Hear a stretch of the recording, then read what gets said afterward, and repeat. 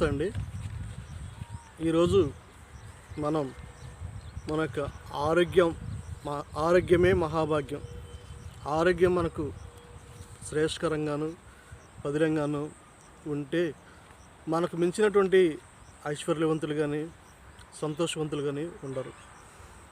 ఈ యొక్క ఆరోగ్యం అన్నటువంటిది మనకు మెరుగ్గా ఉన్నట్లయితే మనం చేసేటువంటి ప్రతి ఒక్క దానిలో కూడా మనం సక్సెస్ అవుతాం. మనం ఏదన్నా పని చేయాలంటే దానికి ముఖ్యంగా మనకి ఆరోగ్యం అనేటువంటిది మెయిన్ ముఖ్యం. భగవంతుడు ఈ యొక్క సృష్టిలో సమస్తాన్ని కూడా సృష్టించిన తర్వాత మనిషికి కావాల్సినటువంటి ఆ యొక్క వనమూలికలను మరియు ఆ యొక్క వృక్షములను మానవుడు అనుభవించడానికి భూమి మీద వాటిని ఏర్పాటు చేయడం జరిగింది. కానీ వీటిని ఏ విధంగా వినియోగించుకోవాలో తెలియనటువంటి మనం మరి ఈనాటి దినాల్లో చూసినట్లయితే చాలామంది మొక్కలు పెంచాలి అన్నటువంటి ఆలోచన వారికి ఉండదు. ఏ మొక్కలు పెంచుకోవాలో కూడా తెలియదు. మరి సమయాన్ని మొత్తం కూడా ఏం చేస్తామంటే వీలైనంత వరకు దుర్వినియోగం చేస్తూ ఉంటాం అన్నమాట.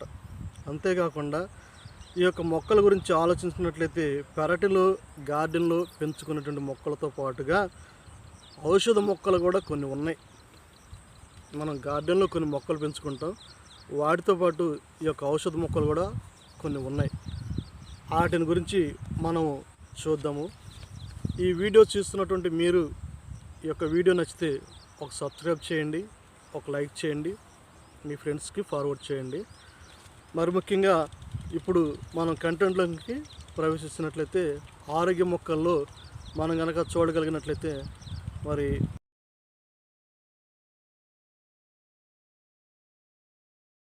ఆరోగ్య మొక్కలుగా మనం చూడగలిగినట్లయితే అందులో ఒకటి తులసి మొక్కలు.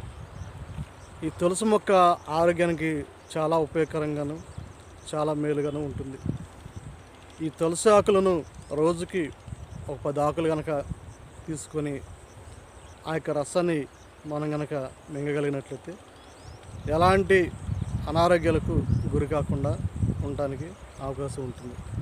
ఎందుకంటే ఇప్పుడు మనం చూసినట్లయితే తులసి మొక్కలో మరి ఈ తులసి మొక్కను ఒక పవిత్రమైనటువంటి మొక్కగా భావించడం జరుగుతుంది. ఈ తులసి మొక్కలో ఔషధ లక్షణాలు గుణాలు ఉన్నాయి. ఇది హిందూ సాంప్రదాయ ప్రకారంగా చూడగలిగినట్లయితే అత్యంత పవిత్రమైన మొక్కగా దీన్ని భావిస్తారు. ఇది సాధారణంగా ఇళ్లల్లో నాటి పూజిస్తారు.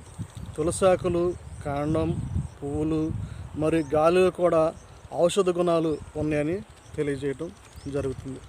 ఈ యొక్క ఔషధ గుణాలు ఎలా ఉంటాయి ఈ తులసి మొక్కలు అన్నటువంటిది మనం కనుక చూడగలిగినట్లయితే తులసి ఆకులు జలుబు, దగ్గు, జ్వరము, గొంతు నొప్పి, జీర్ణ సమస్యలు, మైగ్రేన్ మరియు అస్తమా వంటి వ్యాధులను నయం చేయడానికి ఈ తులసి మొక్క ఎంతగానో ఉపయోగపడుతుంది.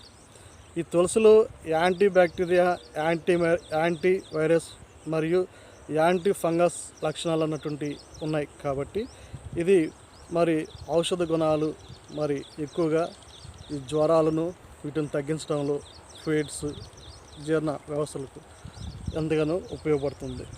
రోగ నిరోధక శక్తిని ఏ విధంగా తగ్గిస్తుందని మనం చూసినట్లయితే రోగ నిరోధక శక్తిని పెంచుతుంది మరియు అన్ని రకాల ఇన్ఫెక్షన్ల నుండి కూడా ఈ తులసి మొక్క మనల్ని రక్షిస్తుందన్నమాట.